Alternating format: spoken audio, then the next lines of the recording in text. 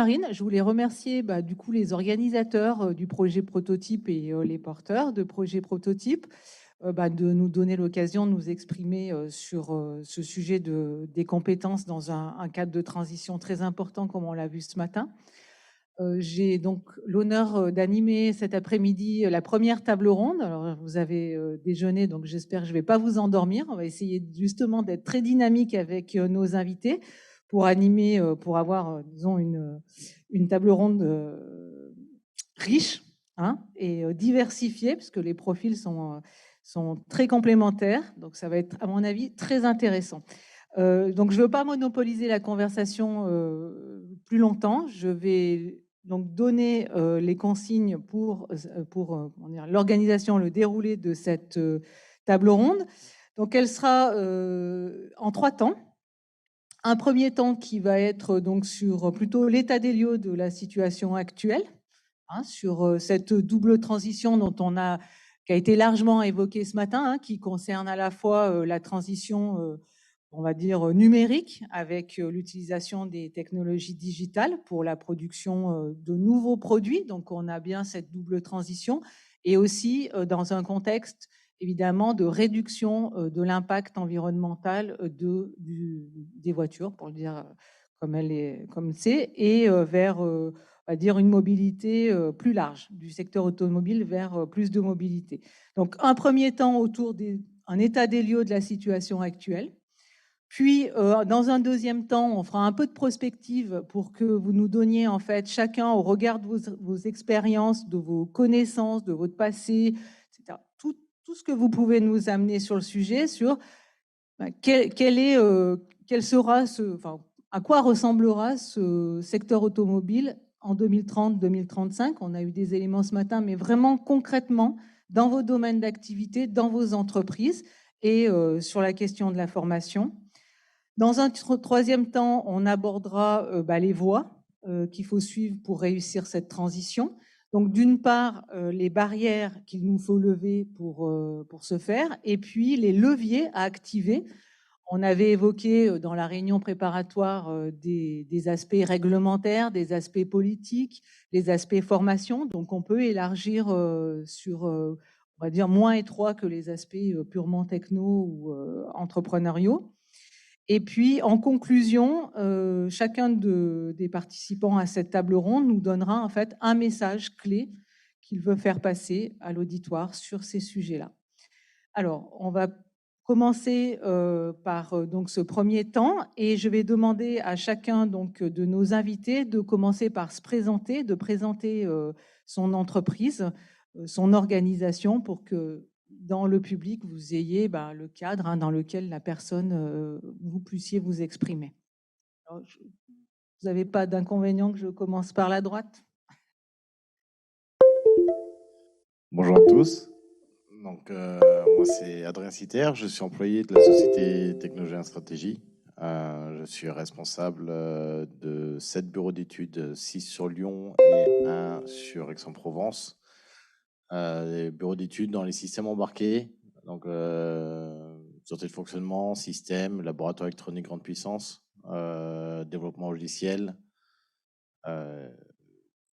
qualité aussi. Et donc, j'ai quasiment toutes mes activités dans le domaine de l'automobile. Donc, et je n'ai que des ingénieurs, donc 55 ingénieurs qui font de la R&D. Et donc, je suis pleinement touché par la transition qu'a actuellement l'industrie de l'automobile, qui, de ce que j'ai compris, contrairement à mes camarades qui sont plus sur la production que moi en R&D, je vais avoir peut-être des points de vue un peu différents et des problématiques un peu différentes. Voilà. Okay. Je vais reprendre le micro. Je vous laisse continuer sur justement l'état des lieux de la situation actuelle, ce qui nous permet de faire un lien avec votre entreprise et votre expérience. D'accord. Merci. Dans l'état des lieux actuel, donc comme ça a été discuté, il y a l'obligation en Europe, en tout cas en 2030, d'arrêter les moteurs thermiques, à part pour quelques niches comme le sport, encore le sport véhicule. Ça entraîne une transition côté R&D transition forte et à marche forcée vers les véhicules électriques, vers les véhicules hydrogène, vers les véhicules hybrides depuis quelques années déjà. Et ça provoque des nouveaux métiers. Ça provoque aussi de la perte de certains métiers, hein. On perd beaucoup d'ingénieurs en mécanique, on perd des ingénieurs thermiciens ou encore des motoristes qui se retrouvent aujourd'hui avec un marché totalement bouché pour eux. Donc là, on a des enjeux de montée et de formation continue pour les aider à transitionner vers des métiers qui sont porteurs aujourd'hui, comme plutôt tout ce qui va être électronique et logiciel. Parce qu'il y a aussi cette seconde transition qui est le véhicule intelligent. On va se retrouver avec de plus en plus de logiciels, parce que l'intelligence vient forcément du logiciel dans nos véhicules. La quantité de calculateurs et les puissances de calcul se démultiplient. Et on se retrouve aussi avec des véhicules qui prennent des décisions. Et ces décisions peuvent avoir des gros impacts sur les personnes dans le véhicule, sur le véhicule en lui-même, mais aussi sur l'environnement du véhicule.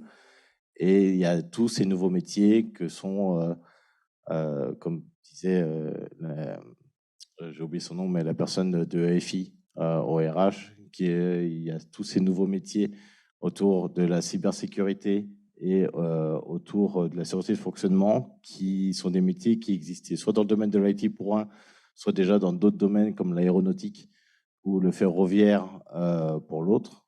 Et on se retrouve aussi avec des problématiques de compétences. On doit faire venir des compétences de ces domaines-là et on se retrouve en concurrence avec eux pour les recrutements. Et c'est des vraies problématiques aujourd'hui dans le monde de l'automobile. Merci. Je vais demander à Monsieur Cumin de nous donner Bonjour à tous. Donc Antoine Cumin de la société Moventech. Donc Moventech, c'est un sous-traitant plutôt. En fait, on était un sous-traitant plutôt de rang 2 ou 3 dans l'automobile, mais pas que. Plutôt sur la partie machine de production. Et donc en fait, je suis associé avec un associé, hein, forcément du coup. Et en fait, on a racheté la société il y a maintenant presque un an. C'était en août l'année dernière. Et donc, on est dans une transformation où on réoriente complètement l'activité, par contre, sur l'embarqué, donc sur la mobilité plutôt légère ou les véhicules de taille intermédiaire, en allant fournir des solutions, notamment autour de la chaîne de traction complète, donc par rapport à la motorisation, l'électronique de puissance et aussi les batteries, donc tous les domaines qu'on cherche à développer en France et en Europe actuellement. Au niveau de l'état des lieux, alors nous, on est dans un domaine encore particulier parce qu'on est en train de faire la transition complète de stratégie de la société, en même temps que l'environnement dans lequel on est bouge. Donc, on bouge 2 fois, ce qui donne un challenge assez sympathique.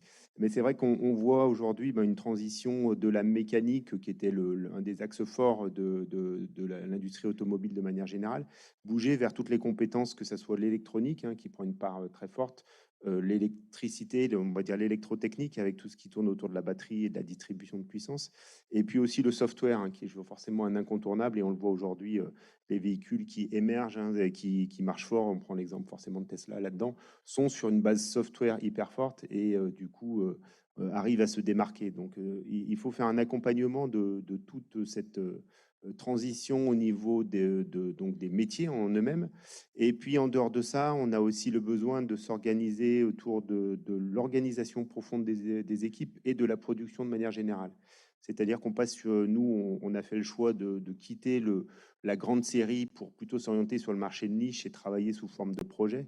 Et donc là, on va transformer des flux qui étaient relativement continus en équipe projet, qui vont devoir être, on est même en cours de transition là-dessus. Donc on se pose nous-mêmes les questions, quelle est la meilleure organisation, tout en impliquant les équipes sur ce projet. Le but étant de les rendre autonomes. Alors, on parlait éventuellement des problématiques, on a tous à l'esprit les problématiques d'équipes libérées, de choses, de nouveaux types de management très, très flat. Et on se dit comment est-ce qu'on va accompagner tout ça? Est-ce qu'il va falloir qu'on mette des équipes complètement autonomes, 5-6 personnes qui gèrent la prod, le contact avec le client, tout ça. Donc, c'est des problèmes, des questions qui peuvent se poser aujourd'hui. Et puis, un des aspects que j'avais d'ailleurs beaucoup parlé avec une personne de chez Cara, enfin d'autres membres Cara, la société Twinswheel, qui fait des robots mobiles, c'est toute l'acceptation. Et ça a été évoqué ce matin, la partie sociétale. Je pense que la transformation se fait aussi sur l'acceptance ou l'acceptation, ça dépend des mots qu'on utilise, des nouveaux modes de fonctionnement, puisqu'aujourd'hui, l'électrique peine, je pense, à percer, notamment plus dans un état d'esprit plutôt que techniquement parlant. Alors, techniquement, il y a des problèmes de charge, mais finalement, quand on se pose la question de charge, moi-même, je suis passé en électrique, que 95% du temps, je le charge chez moi. Alors, il y a des personnes qui ne peuvent pas le faire, mais je dirais finalement, pour les une fois dans l'année où je ne peux pas descendre, faire des grands trajets, et ça bloque tout le monde. Est-ce que la bonne question, c'est des véhicules de 5, 600, 1000 km, tout le monde cherche l'autonomie, alors qu'en fait, 90% des trajets, voire 95% des trajets, on les fait à 10-20 km. Donc, il y a un état d'esprit à prendre, à changer, et je pense qu'il y a tout l'accompagnement à faire autour de ça, y compris dans les équipes en interne, hein, puisqu'on parlait de donner du sens au métier des personnes. Et donc, c'est vrai que les personnes qui adhèrent pas justement non plus à la solution finale, il faut sûrement les faire adhérer justement aussi au projet de manière générale. Et donc, c'est vrai que c'est des dimensions diverses et variées. Donc, il y a l'aspect technique, mais il y a l'aspect sociétal, il y a l'aspect organisationnel, et tout ça se mixe aujourd'hui. Et je pense que c'est le grand challenge de l'industrie automobile aujourd'hui. Merci. Monsieur Citer. Non, pardon. Excusez-moi. C'est à vous. Alors, bonjour à tous. David Puech. Alors, je remplace au pied levé l'un de mes collègues, Tanguy de Rennes. Je pense que vous auriez apprécié son discours parce que il a 30 à 40 ans d'industrie automobile, notamment chez Stellantis, et qu'il est directeur de l'ingénierie chez nous, chez Acodis. Donc, Ziadeco Group, c'est 3 grandes activités. Vous avez entendu la marque Adecco, donc on pense toujours tout de suite à la marque Adecco rouge avec le logo rouge, et donc on est leader mondial du staffing, que ce soit sous la forme du travail temporaire, du recrutement, de l'outsourcing ou de la formation. Autre activité, c'est l'activité qui porte le nom de LHH, donc on s'occupe de la transition et du développement des talents, donc l'accompagnement du changement professionnel des individus, des collaborateurs des entreprises, et on accompagne les entreprises dans leur transformation, à la fois en conseil RH, ça peut aller aussi sur quand un site est en train de préparer soit sa reconversion, soit sa fermeture, en effet de s'occuper de sa transmission et de la formation de son personnel à la nouvelle activité. Et puis Acodis, donc leader de l'ingénierie, concurrent en effet de Capgemini et de l'ensemble Capgemini Altran, où on a 35 000 ingénieurs dans le monde, 9 000 en France. Et si j'avais une petite histoire à commencer à vous raconter, ce serait de vous dire que, rappelez-vous, mars 2020, mars-avril 2020, on se retrouve tous confinés. On avait 5 000 ingénieurs, on s'appelait AK Technologies à l'époque. On avait 2500 ingénieurs automobiles en France et 2500 ingénieurs automobiles en Allemagne. Et on a ce confinement, ils se retrouvent chez eux, alors que les process de collaboratifs à l'époque étaient quand même plutôt en présence physique. Ils se retrouvent chez eux et puis en parallèle, on apprend qu'on va très vite arrêter de développer des moteurs thermiques en Europe. Donc, que le fait qu'ils se retrouvent chez eux est à la fois temporaire, mais a une chance de devenir aussi permanent. Et du coup, on a eu cette expérience, cette réflexion de dire comment on va les adapter au monde de demain, aux besoins de nos clients demain. Et on s'est lancé dans un vaste programme de reskilling en France. 500 ingénieurs, donc avec des legacy skills, avec des compétences traditionnelles automobiles, ont été reskillés en France et également plusieurs centaines en Allemagne avec un mode un peu plus upskilling. On viendra peut-être sur les notions de coloration, d'upskilling et de reskilling tout à l'heure et voir ce qui correspond le plus aux ingénieurs en fait. Voilà, alors pour ma part, je ne suis pas ingénieur, je suis plutôt de formation Sciences Po École de commerce, donc je viens parmi vous avec beaucoup d'humilité. J'ai commencé pourtant ma carrière chez les constructeurs, pour les 2 constructeurs français. J'ai poursuivi dans l'animation d'écosystèmes jusqu'à devenir le directeur du mondial de l'auto jusqu'en 2020 et ensuite d'entreprendre moi-même. Donc j'ai créé et je conseille toujours un certain nombre de startups et je suis vice-président d'une association qui s'appelle France Autotech, qui regroupe une centaine de startups dans les technologies automobiles et qui sont aussi un laboratoire très intéressant pour anticiper et comprendre ce que seront les métiers automobiles de demain.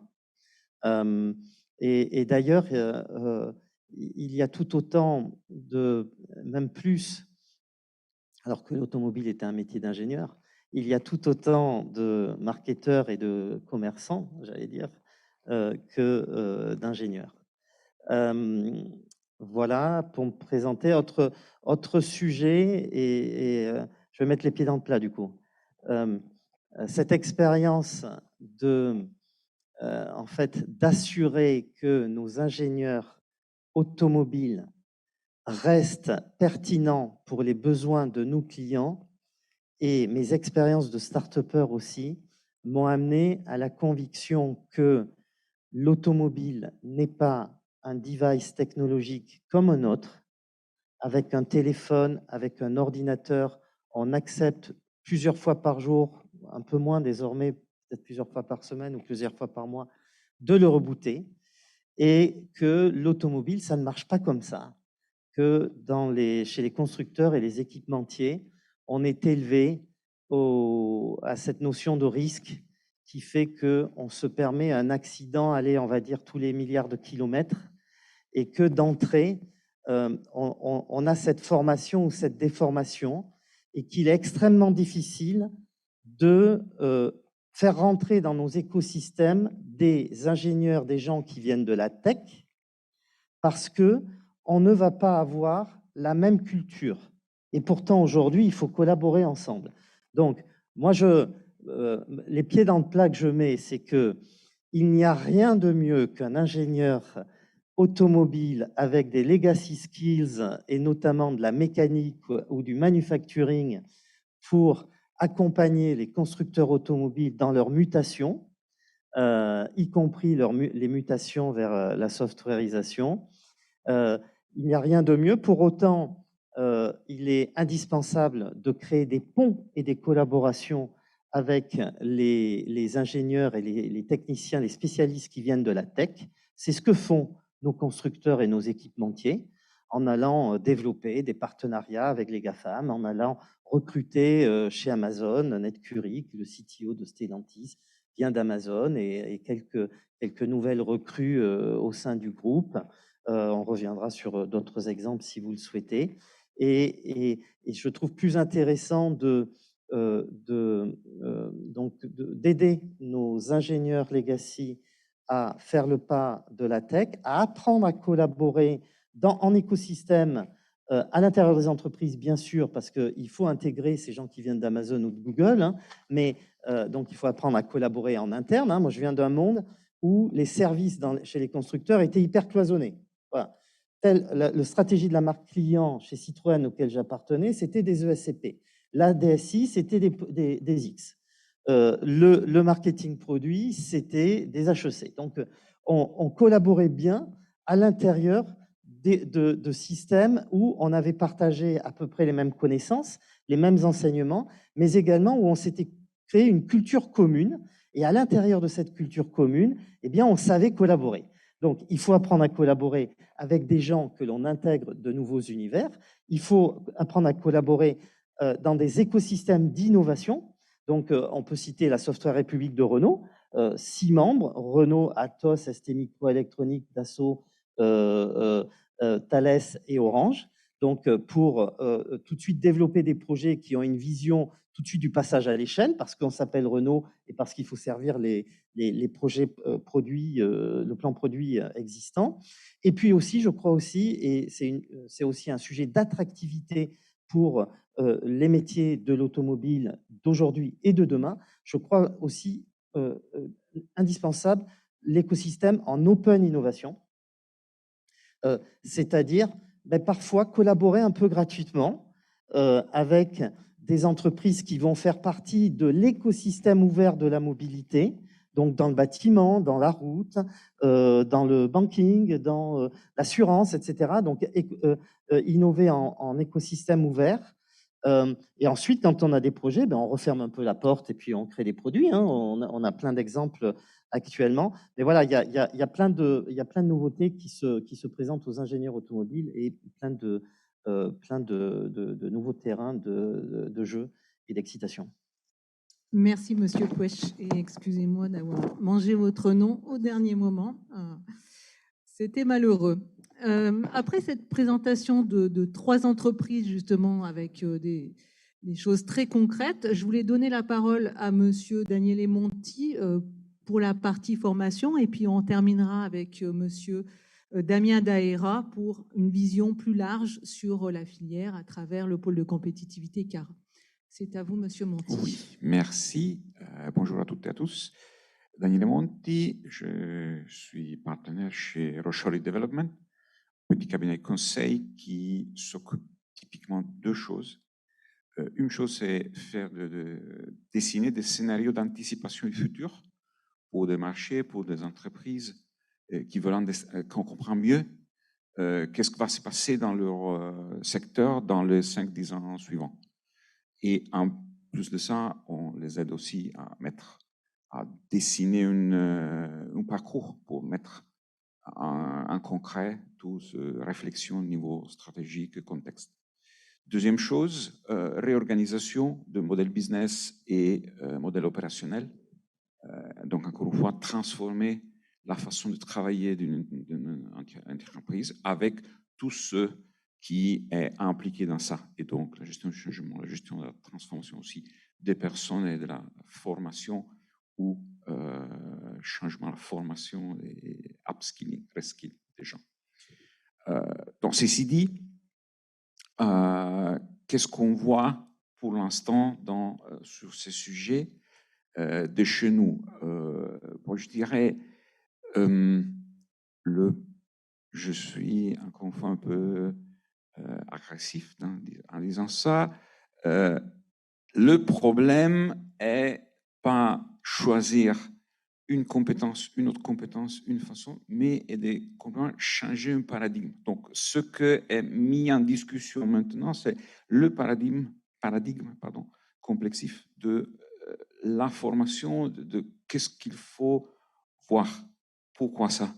Parce que le changement qui est en cours est un changement de contexte. Ce n'est pas les entreprises qui ont décidé de faire des changements, de s'améliorer à la recherche d'une quelque efficience. C'est le monde tout autour qui est changé et on est en train de chercher de rattraper la réalité qui nous a dépassés. Et alors, en faisant ça, on met en discussion des paradigmes managériales, de conception du business, passer d'un produit en service, c'est un changement copernicain, une révolution copernicienne dans le monde.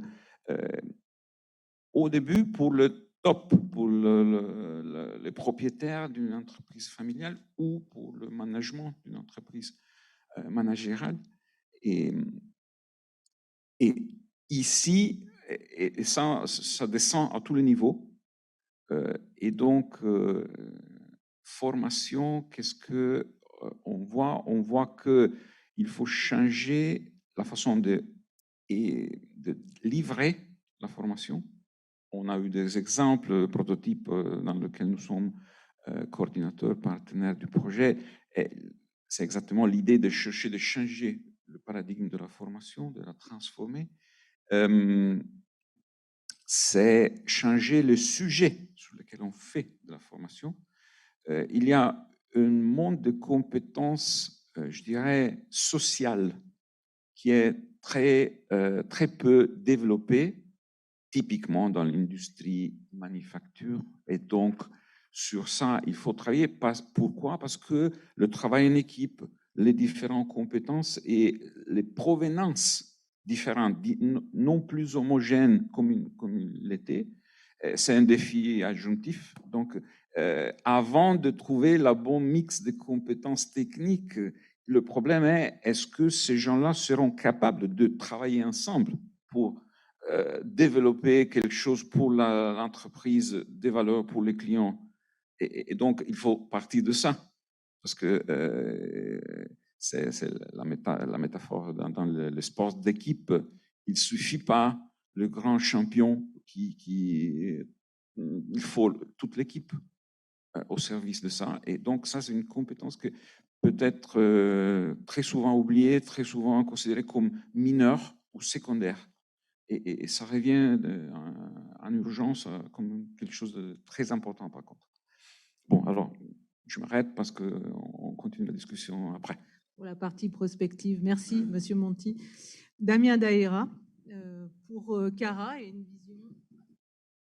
et une vision plus large, plus filière. Donc bonjour à toutes et à tous. Donc Damien Daïra de Cara. Donc Cara, c'est le pôle de compétitivité qui gère la mobilité en région Auvergne-Rhône-Alpes. Donc mobilité au sens large, puisqu'on gère la partie automobile, bien sûr, mais aussi mobilité active, fluviale, ferroviaire, transport par câble, même si c'est bien sûr plus limité, et véhicules industriels. Donc, nous, on a une vision du secteur qui est assez large, puisqu'on a donc tout le domaine de la mobilité, les organismes de formation, etc.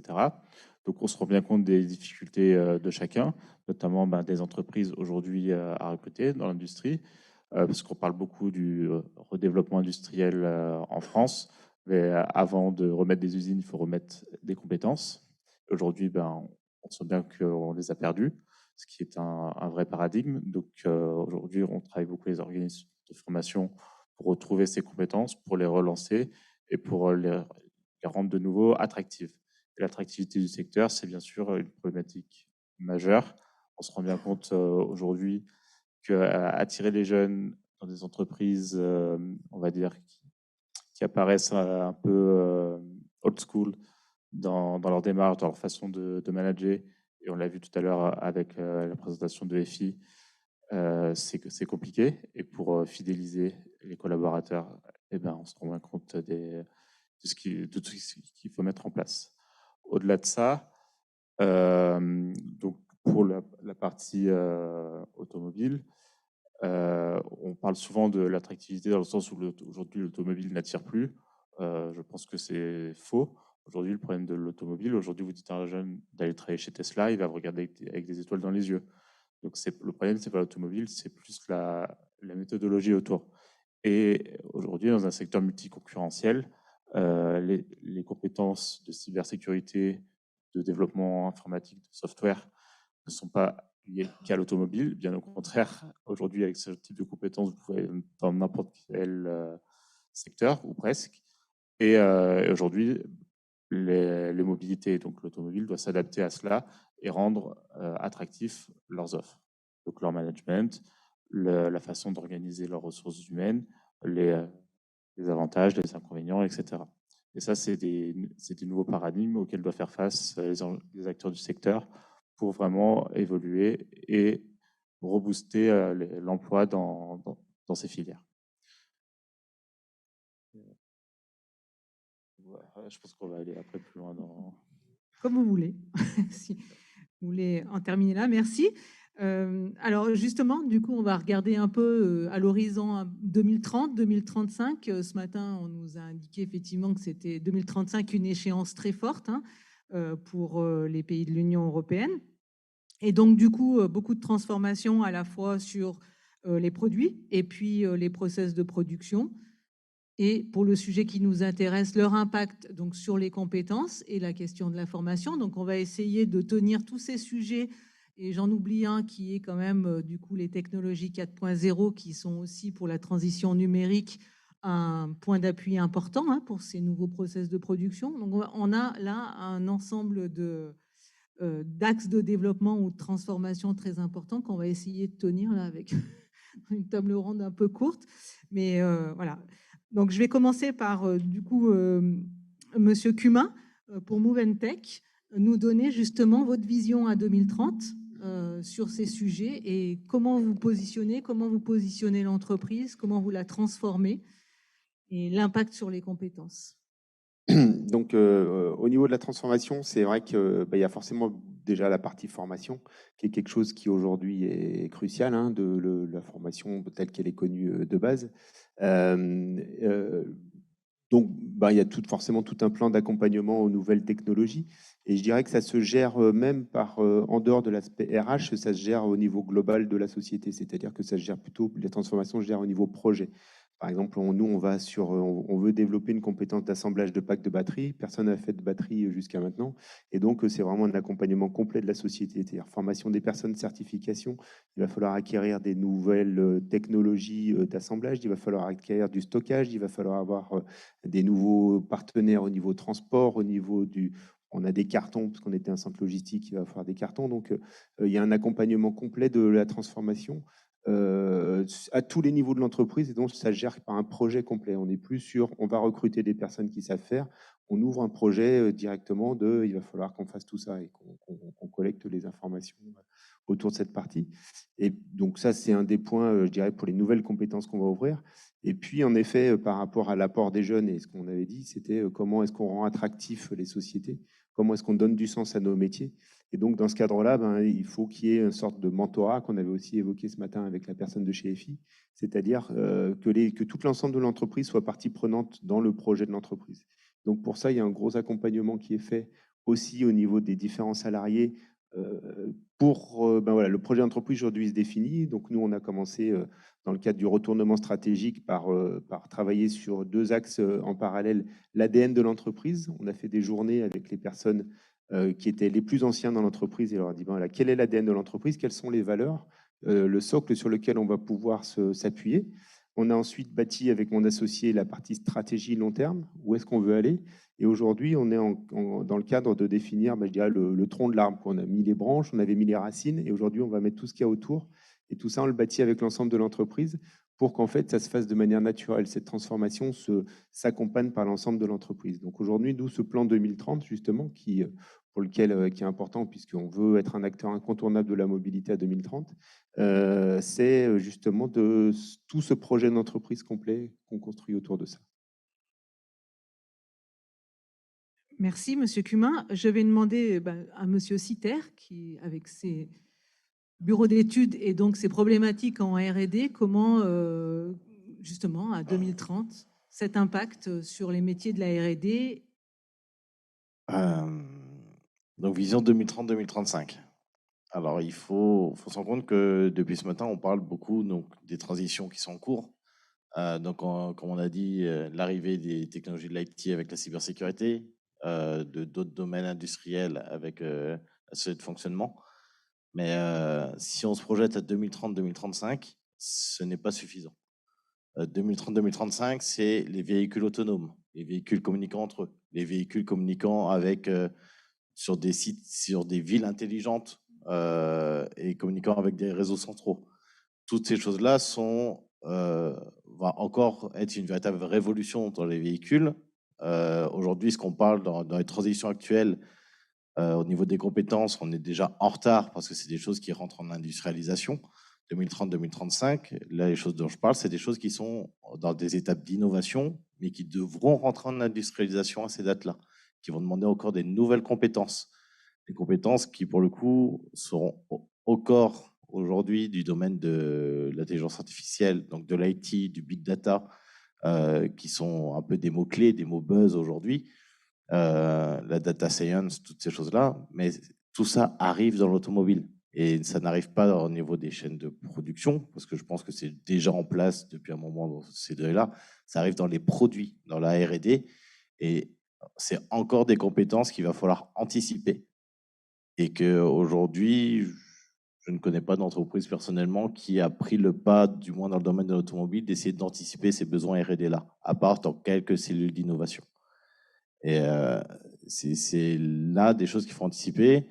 On est en retard sur les transitions actuelles et il faut qu'on arrive à rattraper notre retard. Il faut surtout qu'on apprenne tout de suite sur toutes ces problématiques qu'on a aujourd'hui de faire varier les compétences, de reskilling, de upskilling, de rentrer en contact avec d'autres domaines, de réussir à leur expliquer nos contraintes. L'automobile devient, depuis quelques années, une industrie extrêmement normée, au même titre que l'aérospatiale, l'aéronautique ou le ferroviaire. Les gens qui viennent de l'IT n'ont pas l'habitude de ces normes. Ils sont incapables de travailler sur un cycle en V, à devoir générer du documentaire écrit, à devoir mettre des tampons pour s'assurer des process de qualité. Ils ne savent pas faire ça. Et pour eux, ce n'est pas leur cœur de métier. Venir chez nous, venir dans l'industrie, devoir avoir ces contraintes, devoir passer 70% de leur temps à faire du documentaire ou du test, ça ne leur plaît pas. Et il faut qu'on arrive à les convaincre. Sans compter que dans les autres domaines, dans l'IT notamment, les salaires sont plus élevés. Au bout d'un moment, on a assez peu d'arguments pour les faire venir. Et c'est en ça que notre industrie doit avoir une véritable transformation. Parce qu'à part quelques passionnés d'automobile, quelques passionnés d'embarquer, parce qu'ils aiment pouvoir toucher à l'électronique et pouvoir manipuler les choses, c'est très difficile de faire venir des nouveaux talents. C'est très difficile aujourd'hui de recruter même en sortie d'école. Je pense que toutes les entreprises mettent en avant les stagiaires, essayer avec les stagiaires, les apprentissages, parce que c'est facile ensuite de les embaucher en CDI, parce qu'ils nous connaissent, ils ont appris à travailler avec nous, ils ont tissé des liens, ils sont prêts à accepter les contrats. Mais quelqu'un qui sort de l'école, qui a fait, je sais pas, un stage dans une société qui fait du développement web, le faire venir dans l'industrie derrière, et c'est extrêmement compliqué. Donc, tout ça pour dire que 2030-2035, on a plein de défis devant nous, on n'est pas prêt, et les défis qu'on essaie de résoudre aujourd'hui, on aurait dû les résoudre il y a 5 ou 10 ans. Et donc, il faut qu'on aille vite, il faut qu'on apprenne et qu'on ne refasse pas les mêmes erreurs. Alors, juste une parenthèse, pourquoi, du coup, ça n'a pas été fait il y a 5 ou 10 ans? Pourquoi ça n'a pas été fait? Je vais vous dire qu'il y a 5 ou 10 ans, moi, j'étais moi-même à l'école. Donc, pourquoi à l'époque, ça n'a pas été anticipé? Je ne sais pas, aujourd'hui, c'est facile pour moi de faire le constat. J'en fais le constat que ça n'a pas été anticipé. Je pense qu'il y a peut-être d'autres interlocuteurs ici autour de la table ronde qui sauront dire il y a 5 ou 10 ans pourquoi ça n'a pas été le cas. Merci. Du coup, Monsieur Pouèche, sur justement cette prospective à 2030-2035. Souvent, on dit, alors on prend beaucoup le modèle de Tesla, bon, je ne vais pas discuter sur le modèle de Tesla, mais on dit, voilà, nos sociétés, en particulier nos constructeurs automobiles, sont un peu old-fashion, etc. Je peux vous dire que depuis 5 à 10 ans, ils n'ont pas chômé. Et l'innovation dans l'automobile, c'est quand même une idée que l'on maîtrise et pour laquelle, justement, les constructeurs automobiles ont toujours été en avant-garde. Donc, ils ont peut-être... voilà, bref. D'abord, je voudrais dire qu'il y a vous parlez de double transition, moi je parle d'une double, triple transition. La première, elle est écologique, donc on doit fabriquer des engins zéro émission. On doit les fabriquer dans un contexte de transition énergétique de l'industrie et on doit les fabriquer de manière frugale, c'est-à-dire avec le minimum de prélèvement de matière sur la nature, donc un maximum avec un maximum de matière recyclée, et en imaginant au maximum la recyclabilité des items que l'on produit. Donc, c'est une triple transition écologique, j'allais dire. Aujourd'hui, moi, j'inciterais un étudiant à être fort sur l'éco-design. On reparlera du software defined vehicle, mais être fort sur l'éco-design et à parler analyse du cycle de vie aussi bien qu'il parle français. C'est l'éco-design est fondamental. La deuxième révolution, elle est plutôt technologique sur les technologies de l'information. Donc, on produit des devices technologiques, donc le véhicule connecté, autonome, etc. On le produit avec un besoin de productivité grandissant, et là, on va parler d'industrie 4.0 et de mode de fabrication, de robotisation, de cobotisation, etc. Et tout ça doit servir de nouveaux business models. J'ai entendu une citation il y a 2 jours de Luca Di Meo, « It's all about new business models ». Donc, on doit créer de nouveaux schémas de valeur. L'ingénieur automobile qui rentre dans l'automobile aujourd'hui et qui se dit « j'aime bien la parabole du tailleur de pierre qui en fait bâtit des cathédrales. Donc là, c'est la même chose. Chacun à sa position, nous bâtissons le véhicule de demain. Si aujourd'hui un ingénieur automobile ou un commerçant automobile, un marketeur automobile rentre dans l'automobile en se disant je vais vendre des voitures, il se trompe, puisque voilà, un modèle économique, un des projets sur lequel aujourd'hui Renault est avec Orange, c'est vendre de la data. L'enrichissement des données cartographiques en utilisant les vidéos que prennent les caméras embarquées pour enrichir les cartographies par l'état de la route. Ça a une vraie valeur, c'est indispensable pour passer aux véhicules autonomes. On est capable, et Renault aujourd'hui n'est pas capable de valoriser cette donnée parce que son business model, c'est vendre ou louer des véhicules. Et donc, il a besoin d'Orange pour valoriser cette activité-là et la commercialiser. Donc c'est vraiment des changements profonds. Et c'est vrai que là, sur cette deuxième partie, la softwareisation des compétences, tech, data, nous, on a une petite pépite, une tech américaine qui est leader sur la formation des GAFAM, qui s'appelle General Assembly. Donc, on utilise General Assembly pour former à la data et au software, au développement, les constructeurs automobiles. Voilà, c'est essentiel. Aujourd'hui, il faut parler anglais, mais il faut parler aussi Python. Donc, et entendons-nous, puisque vous nous demandez de lire dans une boule de cristal, on vient d'un monde où une compétence durait 40 ans. On est déjà dans un monde où une compétence va durer 6 mois, 1 an, 2 ans au maximum. Et pour autant, on ne va pas mourir au bout de 2 ans. Donc on est en train d'être dans un paradigme qui est d'être apprenant toute sa vie, de servir la stratégie et le modèle économique de son entreprise, y compris dans ses phases de transformation, faire partie de la solution plutôt que faire partie du problème. Donc, en effet, dans les entreprises, et en particulier dans les grandes entreprises, il y a des gens qui freinent des cas de fer par rapport aux évolutions. It's all about new business models. Donc, il faut servir ces business models nouveaux et futurs plutôt que les modèles économiques anciens. Et être apprenant toute sa vie. Et c'est pour ça d'ailleurs, Prototype, pardon, j'ai pas vu la démonstration ce matin, mais voilà, on va angler la formation sur apprendre à apprendre et puis sur développer ses soft skills.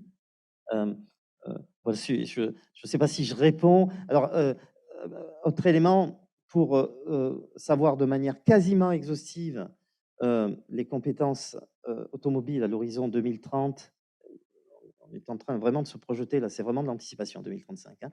Mais je vous conseille la lecture du livre blanc de la Société des ingénieurs automobiles sur les compétences rares et les métiers d'avenir.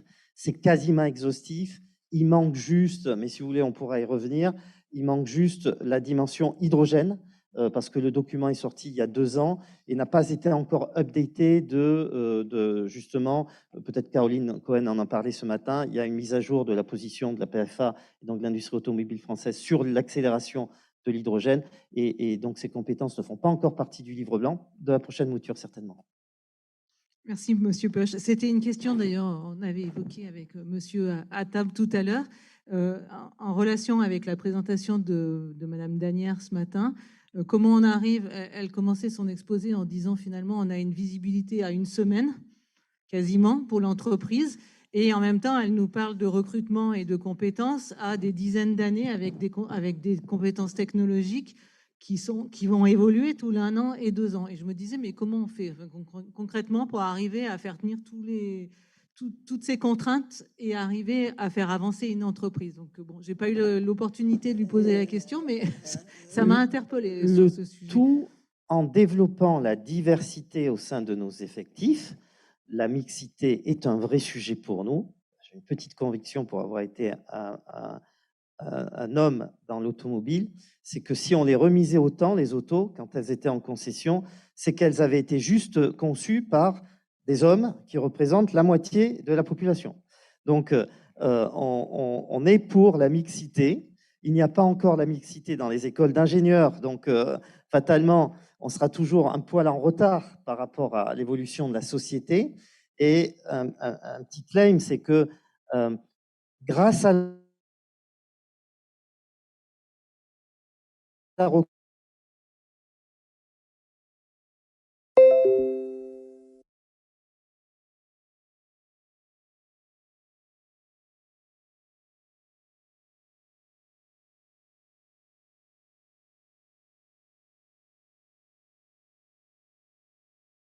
30-35. Alors, je pense que, première chose, on parlera plus d'abord de compétences, mais je vois un concept évoluer qui c'est capacité, qui c'est beaucoup bien plus profond et complexe de la seule compétence, parce que pour nous, capacité, c'est un mix des compétences avec un modèle business, un type d'organisation. Donc, c'est vraiment l'entreprise à 360 degrés. Et pourquoi? Parce que c'est seulement la capacité qui peut répondre à la demande de valeur d'un client, aux besoins d'un client, et donc être en ligne avec ce qui vient arriver, qui c'est la transition entre voiture, mobilité, produits, services, etc., etc., etc. Et développer ça, ça veut dire travailler en même temps sur plusieurs plans.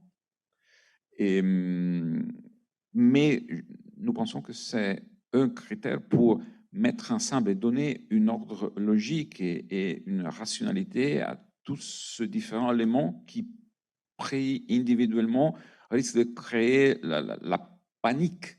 Parce que il y a toutes ces choses qu'on est en train de dire aujourd'hui sur la table. Je me mets dans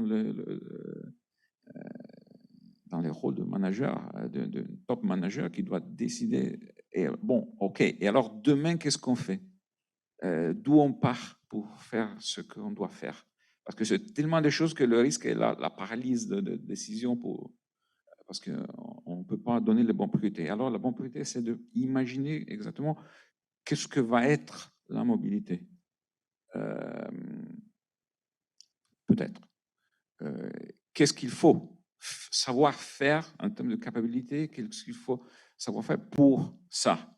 Et alors, ce n'est pas seulement analyser des données. Analyser des données, pourquoi? Parce que je veux avoir une flotte de véhicules qui sont loués, et donc j'abandonne le modèle vente et je passe à un modèle de gestion, service, mobilité, sans souci pour le client. Bon, fantastique.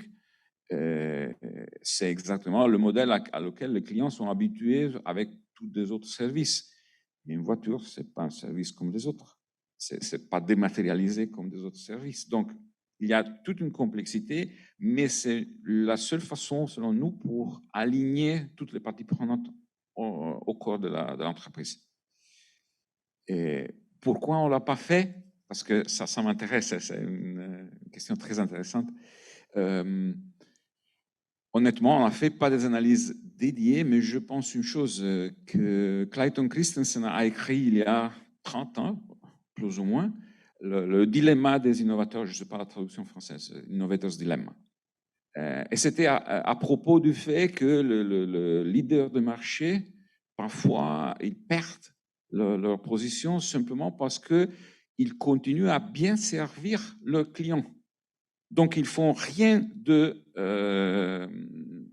ils ne font rien du mal. Ils font exactement ce que toute l'école de management nous enseigne de faire.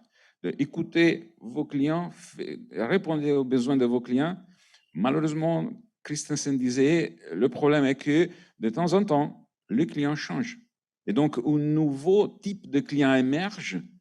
Et si on ne le reconnaît pas, parce qu'on est trop concentré sur servir nos clients, alors ça devient un fait générationnel. Peut-être que la mobilité, c'est quelque chose que la génération présente, les conducteurs de demain, ont une conception de qu'est-ce que veut dire dans ma vie me déplacer, avoir la liberté d'aller ici et là et faire des choses, est différente de notre génération, etc. Et donc, ça c'est tout un autre défi, encore une fois. Ça peut-être que c'est exactement le même passage qui a été loupé peut-être il y a 2 ans. Bon. Merci. Alors du coup, est-ce qu'à Cara, vous avez une idée de ce que sera la mobilité dans Alors, 10 ans ou 15 ans? la boule de cristal. 2030-2035. Donc 2035, fin normalement actée du moteur thermique pour les véhicules. Ce qui ne veut pas dire la fin du moteur thermique, puisque après, il va falloir renouveler petit à petit les véhicules. Donc, il y aura toujours des véhicules thermiques sur la route, encore à ce moment-là. Donc, il y a toute une filière qui va faire une transition, non pas un changement d'un seul coup. Ça, il ne faut pas l'oublier.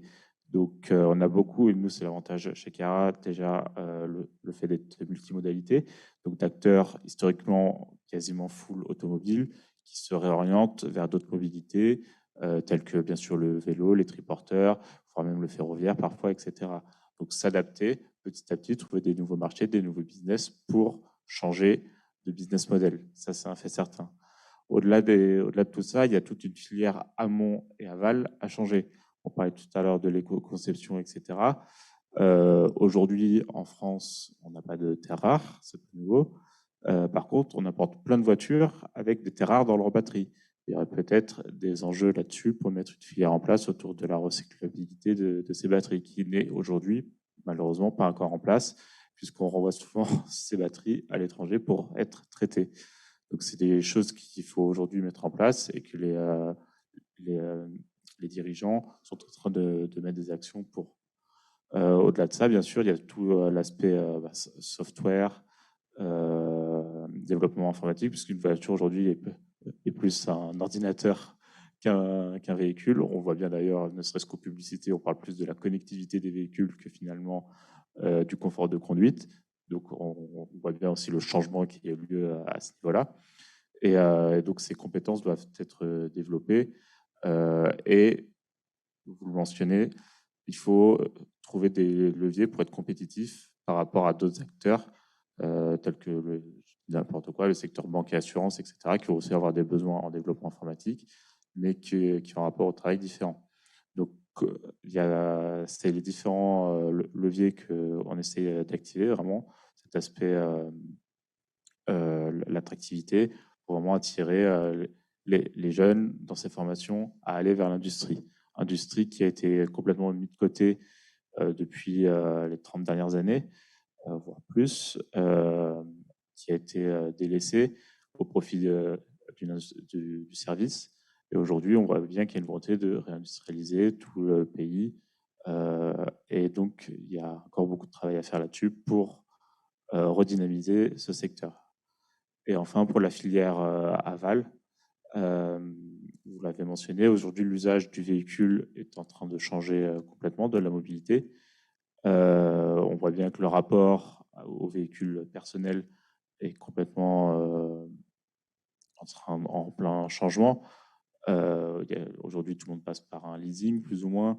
Aujourd'hui, plein de personnes louent des véhicules de manière ponctuelle pour un besoin précis. Donc, il y a tout aussi une filière là-dessus à suivre par rapport aux enjeux de connectivité, de gestion de flotte, de tous ces aspects-là. Et ça, pareil, l'avantage chez Cara, c'est qu'on réunit ces différents acteurs qui sont parfois juste des faiseurs d'applications avec des constructeurs ou des équipementiers automobiles pour justement mettre ces personnes en relation et créer une nouvelle dynamique. Et c'est comme ça qu'on va réussir à faire évoluer le secteur. Quelle sera la mobilité de 2035? Je n'en ai absolument aucune idée. Je pense qu'ici, personne ne pourra le dire. Peut-être qu'on voyagera tous en fusée, en drone individuel, qui sait. Mais il y a beaucoup de choses qui sont en action aujourd'hui pour faire avancer ces différents sujets. Donc autour de l'éco-conception, autour des nouvelles mobilités telles qu'on les sait à l'instant T, autour des nouvelles compétences telles qu'on les connaît à l'instant T aussi, même si ces compétences, au bout de 2 ans, ont tendance à changer. Il y a quand même une vision qui permet d'avoir de bonnes orientations et on se rend bien compte que tout cela, même si parfois un peu lent par nos instances dirigeantes, est en train d'être mis en place par l'Union européenne Et le fait d'avoir poussé justement cette transition énergétique en 2035, et on est le symbole pour vraiment pousser ces innovations. C'est pour ça qu'il y a 5 ans, on était très loin de ça, c'est sûr. Mais ces décisions ont provoqué ce choc, ce boom, et ce bond en avant au niveau des technologies et des besoins en compétences et en formation. Merci. Et du coup, vous avez, comment dire, commencé à amorcer la transition vers le troisième temps que je voulais vous, vous soumettre, qui sont en quelques mots hein, les barrières à lever et les leviers à activer pour réussir cette transition. Alors, j'ai bien compris qu'effectivement, on ne savait pas vers où on allait exactement, vers quelle mobilité. Mais si on revient aujourd'hui, quels sont pour vous, en quelques mots, hein, enfin, la principale barrière et le principal levier à activer? Alors, peut-être Monsieur Citer.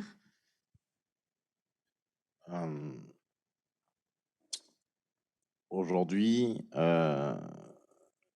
je trouve que dans le monde de l'automobile, comme dans le monde du ferroviaire ou de l'aéronautique ou du spatial, les ingénieurs qui sont là sont des ingénieurs parce qu'ils sont passionnés. Notre corps de métier n'est pas assez attractif pour des métiers qui ont des compétences communes avec d'autres domaines pour les faire venir et pour les garder. On connaît tous des gens qui sont dans des startups parisiennes à 70, 80 cas en sortie d'école. Personnellement, j'en connais beaucoup. Et ça ne sera jamais le cas dans l'industrie. Donc, à partir de là, aujourd'hui, on les attire par la passion. On les attire par dire ouais, c'est bien beau, tu vas pouvoir travailler sur un site web. Moi, je te propose de travailler sur un avion, sur une voiture, sur des choses qui sont tangibles, sur des choses qui peuvent faire rêver. On a tout cet aspect-là au niveau RH. On est pour essayer de faire venir les talents vers notre industrie, qui est une vraie problématique.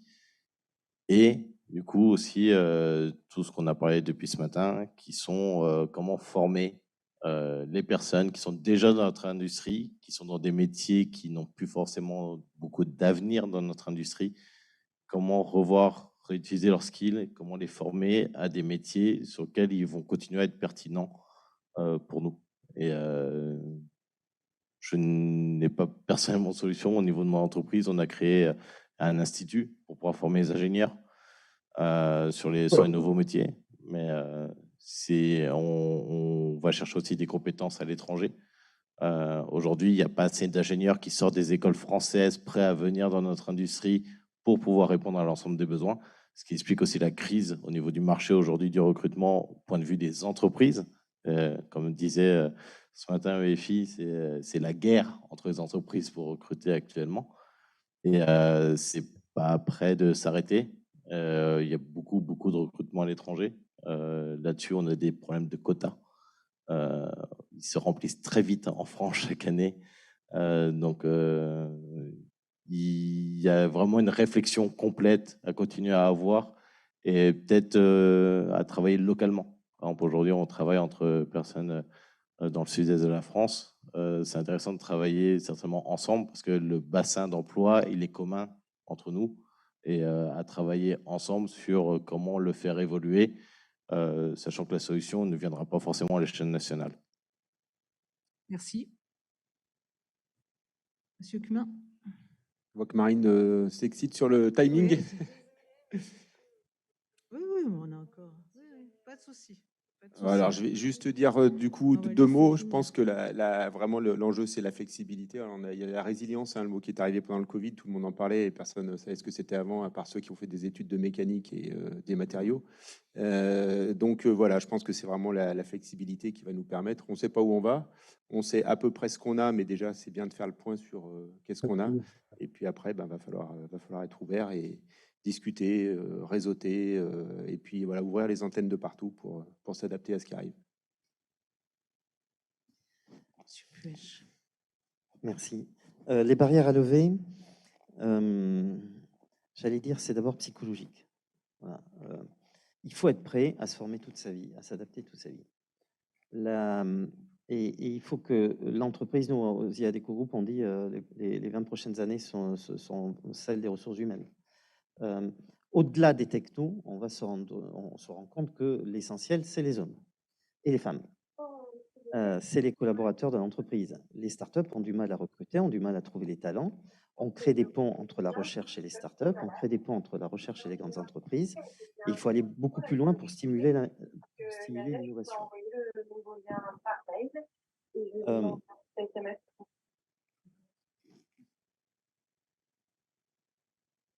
Stimuler l'innovation, c'est continuer à encourager les startups, à faire en sorte que quand une corp rachète une startup, ce n'est pas pour écraser sa technologie. Moi, il m'est arrivé d'avoir des startups où j'avais 3 chercheurs, je faisais un contrat avec une grande entreprise, elle m'en mettait 9 dessus. Et ça a occupé toute la bande passante et ça a tué la boîte en quelques mois. Donc, il faut vraiment apprendre à innover, à co-innover. Il y a des dispositifs de prêt de main-d'œuvre qui commencent à se développer entre grandes entreprises et startups parce qu'il est aussi nécessaire de développer de faire évoluer le mindset des grandes entreprises par rapport à l'innovation. Ensuite, j'allais dire aux législateurs de légiférer, mais de ne pas choisir des technologies qui vont servir ces objectifs législatifs. Donc 2035, c'est aussi une manière de prendre un peu de recul par rapport aux décisions qu'on a votées l'été dernier et de se dire qu'il n'y a pas qu'une technologie qui servira à 100% des usages. Donc moi, je plaide plutôt pour une mixité des technologies, tout en servant la politique du législateur. Donc laisser les ingénieurs développer les technos. Et puis la formation, c'est essentiel. Il faut qu'on ait un tuyau beaucoup plus large d'ingénieurs en formation initiale. Je crois, pardonnez-moi si le chiffre est inexact, mais qu'on en forme 30 000 en France, l'Inde en forme 800 000 par an. Donc l'offshoring, en fait, c'est pas un choix d'une entreprise pour réduire les coûts, c'est une nécessité pour avoir la ressource. Voilà.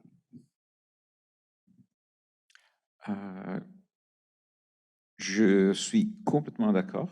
Donc, tout le point juste annoncé, plus un couple en plus sur le sujet mindset.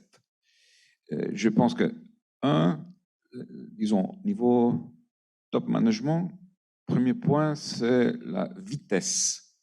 C'est le blocage qu'on a, c'est de ne concevoir pas une évolution exponentielle. Malheureusement, la pandémie nous a enseigné d'une façon très dramatique qu'est-ce que ça veut dire croissance exponentielle. Et donc, quelque chose qui, au premier temps, semble sous contrôle et tout d'un coup nous a dépassé et on ne s'est pas aperçu de comment ça a été possible. Et ça, c'est la dynamique d'un secteur industriel qui n'est pas habitué à ça. Donc ici, je pense qu'il faut apprendre à regarder autres secteurs industriels qui sont plus dynamiques que le nôtre. Technologie, typiquement, c'est le paradigme de ça. Et donc, c'est apprendre de schèmes de raisonnement, de approches, de la capacité de décider en vitesse aussi si la décision n'est pas optimale ou parfaite ou polie comme on préférait avoir. Premier point. Deuxième point, je suis d'accord sur le fait que les gens sont importants. Les hommes et les femmes sont absolument clés. Mais ici, c'est un point énorme qui c'est délégation et confiance. Parce qu'on ne peut pas prendre la vitesse, on peut arriver à la bonne vitesse si on garde le mécanisme management-contrôle traditionnel. Et ça, c'est encore une fois un énorme défi en termes de culture, de mindset. Merci. Et ben du coup, Paul Cara, le mot de la fin. Parce que je crois que sinon, oui, Marine va me... Non, bah, je vais faire très court. De toute façon, je ne vais pas revenir sur tout ce que vous avez dit qui est déjà bien vrai. En Europe, en France, on a des très belles entreprises. Je blaguais tout à l'heure sur Tesla, mais bien sûr que Renault, que Stellantis, que VW C'est des très beaux groupes qui ont beaucoup d'innovation, etc. et qui ont encore un potentiel heureusement énorme. Après, il est temps, je pense, pour 2035 et les enjeux à venir, que l'Europe s'aligne sur ses objectifs communs. Ça, c'est un fait certain pour vraiment avancer dans une même direction et en masse, entre guillemets.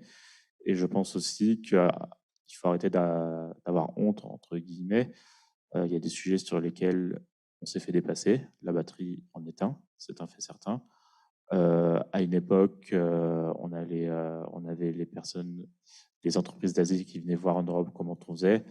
Il ne faudra pas avoir honte, entre guillemets, que nous, en tant qu'Européens, on aille voir en Asie aujourd'hui comment ils font des batteries, comment ils les recyclent, etc., pour réimporter les process en Europe. Et c'est comme ça qu'on pourra avancer et rattraper le retard pris sur certains sujets. Et avec notre savoir-faire et notre avance sur d'autres, qu'on pourra avancer et promouvoir ce secteur. Merci. Je voulais remercier donc l'ensemble des participants à cette table ronde. Je savais que le sujet était vaste et très riche, donc on est plus ou moins à l'heure quand même. Marine, on avait commencé.